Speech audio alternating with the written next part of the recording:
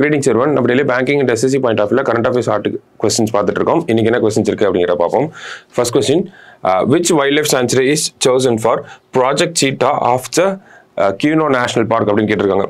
So first project சீட்டா அப்படிங்கிறது வந்து நமக்கு ஆப்பிரிக்கன் கண்ட்ரீஸ்லேருந்து சவுத் ஆஃப்ரிக்கா, நமீபியா அங்கெல்லாம் இருந்து நமக்கு சீட்டாஸை இந்தியாவுக்கு கொண்டு வந்து இந்தியாவில் இருக்கக்கூடிய நேஷனல் பார்க்ஸில் இன்ட்ரடியூஸ் பண்ணுறது தான் அந்த ஸ்கீம். ஓகேங்களா?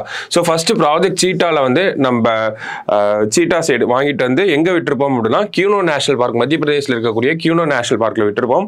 ஸோ அடுத்தது கென்யா கிட்ட இருந்து நம்ம சீட்டாஸை வாங்க போகிறோம். சரிங்களா? ஸோ ட்ரான்ஸ்ஃபர் பண்ண போகிறாங்க. கென்யாவிலிருந்து எந்த வைல்ட் லைஃப் சாங்சுரிக்கு வரப்போகுது அப்படின்னு பார்த்தோம்னா நமக்கு மத்திய பிரதேசில் இருக்கக்கூடிய காந்தி சாகர் வைல்ட் லைஃப் சாங்சுரிக்கு தான் எடுத்துட்டு வர போறாங்க. சரிங்களா? சோ அடுத்தது, who has been appointed as UNICEF India National Ambassador அப்படின்னு கேட்டிருக்காங்க. ஸோ யார் அப்பாயிண்ட் பண்ணியிருக்காங்கன்னா கரீனா கபூர் தான் அப்பாயிண்ட் பண்ணியிருக்காங்க. ஸோ இவங்க ஆல்ரெடி ஒன்ஸ் யூனிசெஃபோட அம்பாசிடராக இருந்திருக்காங்க. இப்போ மறுபடியும் இவங்களை அப்பாயிண்ட் பண்ணியிருக்காங்க. சரியா?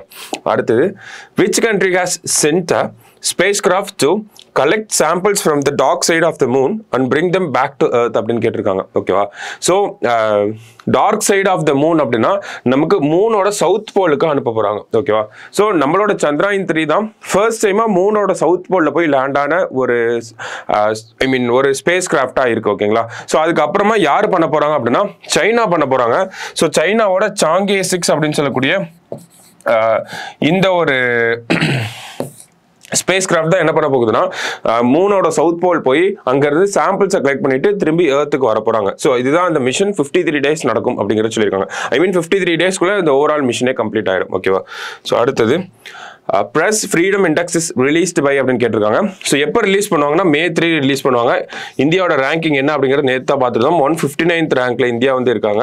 ஸோ இதை யார் ரிலீஸ் பண்றாங்க அப்படின்னு பார்த்தோம்னா ரிப்போர்ட்டர்ஸ் வித்தவுட் பார்டர்ஸ் அப்படின்னு சொல்லக்கூடிய இந்த அமைப்பு தான் ரிலீஸ் பண்றாங்க. ஓகேவா? So last question, international astronomy day is observed on அப்படின்னு கேட்டிருக்காங்க. ஸோ எப்போ அப்சர்வ் பண்றோம் அப்படின்னா நம்ம May 2 தான் இன்டர்நேஷனல் அஸ்ட்ரானமி டேவா அப்சர்வ் பண்றோம். சரிங்களா? ஸோ இன்னைக்கு ப்ரிலிம்ஸ் பாயிண்ட் ஆஃப் வியூல 5 கொஸ்டின் பார்த்துருக்கோம். நாளைக்கு 5 கொஸ்டின் மீட் பண்ணலாம். தேங்க்யூ.